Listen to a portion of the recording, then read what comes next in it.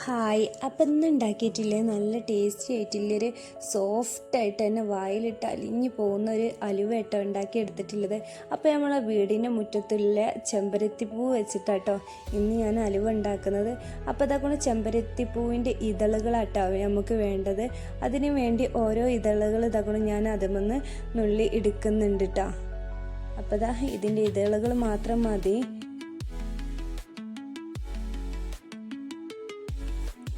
അപ്പോൾ ഇതളുകളൊക്കെ ഞാൻ പറിച്ചിട്ടിട്ടാണ് ഓരോന്നായിട്ട് ഞാൻ ഈ പാത്രത്തിലോട്ട് ഇട്ട് കൊടുത്തിട്ടുണ്ട് കേട്ടോ. അപ്പോൾ ഇതൊക്കെ നമ്മുടെ ഈ പാത്രത്തിലോട്ട് ഇട്ടിട്ടുണ്ട്. ഇനി നന്നായിട്ട് തന്നെ കഴുകിയെടുക്കുക.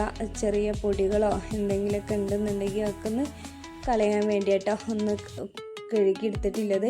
ഇനി ഇതൊക്കെ ഞാനൊരു പാത്രത്തിലോട്ട് ഇട്ട് കൊടുത്തിട്ടുണ്ട്. അതിലോട്ട് ലേശം വെള്ളമാട്ടോ ഒഴിച്ച് കൊടുത്തിട്ടുള്ളത്. ഇനി അത് നന്നായിട്ട് തന്നെ വേവിച്ചെടുക്കുക.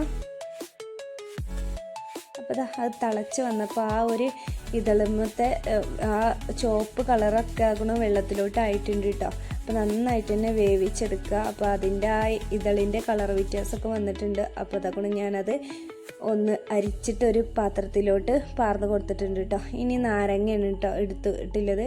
അപ്പോൾ നാരങ്ങൻ്റെ കുരു അതിലോട്ട് ചാടാതെ നോക്കണം.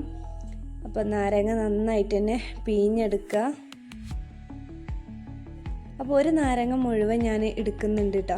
അപ്പോൾ അതുകൊണ്ട് ഈ ഒരു നാരങ്ങയുടെ മുറിയും കൂടി ഞാൻ അതിലോട്ട് പിഴിഞ്ഞ് കൊടുത്തിട്ടുണ്ട്. അപ്പോൾ നമ്മുടെ ആ ഒരു ജ്യൂസിന് ഇതുകൊണ്ട് നല്ല കളർ വ്യത്യാസം ആ ഒരു ചെമ്പരത്തിപ്പൂവിൻ്റെ കളറാണ് വന്നിട്ടുണ്ട് കേട്ടോ.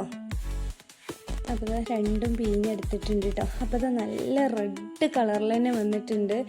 അപ്പോൾ ഇനി ഒന്ന് നന്നായിട്ട് തന്നെ ഞാനിതാക്കണം ഇളക്കിയെടുത്തിട്ടുണ്ട് കേട്ടോ. ഇനി അതിലോട്ട് ഒരു കപ്പ് കോൺഫ്ലവറിൻ്റെ പൊടി കേട്ടോ ഞാൻ ഇട്ട് കൊടുത്തിട്ടുള്ളത്. അപ്പോൾ കോൺഫ്ലവറിൻ്റെ പൊടി നന്നായിട്ട് തന്നെ ഇളക്കിയെടുക്കുക. ചെറിയൊരു ചൂടുണ്ട് കേട്ടോ ആ ഒരു ജ്യൂസിന്, അതുകൊണ്ട് തന്നെ കട്ടാവാനില്ല ചാൻസ് ഉണ്ട്. അപ്പം തന്നെ നമ്മൾ നന്നായിട്ട് തന്നെ ഇളക്കി കൊടുക്കണം. ഇനി ഒരു പാത്രം അടുപ്പത്തോട്ട് വെച്ച് കൊടുത്തിട്ടുണ്ട് കേട്ടോ.